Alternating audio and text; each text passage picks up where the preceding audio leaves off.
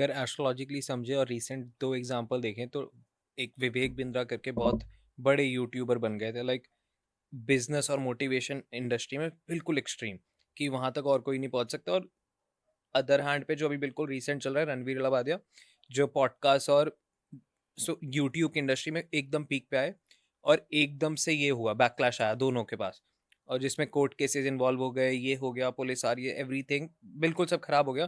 This is Rahu. और court case और यहाँ पे इन्वॉल्व होना, यहाँ पे शनि की भी इन्वॉल्वमेंट है। ये कैसे काम करें? देखो बच्चा, सबसे पहली चीज तो मुझे यही समझ में नहीं आता वरुण, कि अगर मैं बात रणवीर की करूं या हम्म। मैं विवेक बिंद्रा की करूं, दोनों के ही पास बहुत अच्छे एस्ट्रोलॉजर्स थे। हाँ। दोनों ही बहुत अच्छे एस्ट्रोलॉजर्स से कंसल्ट कर रहे थे, और दोनों स्पिरिचुअली बहुत है। और दोनों स्पिरिचुअल भी बहुत थे। दोनों के यहाँ पर मुझे लगता है दुनिया के सबसे महंगे एस्ट्रोलॉजर्स आकर गए। 100%। ठीक है।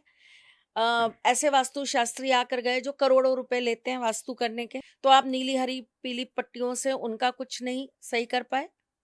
हम्म। एक बात, आपके पास इतने सारे लोग आए, आप उनसे कुछ ग्रहण नहीं कर पाए, या वो आपको कुछ सिखा नहीं पाए, या वो आपको कुछ बता नहीं पाए।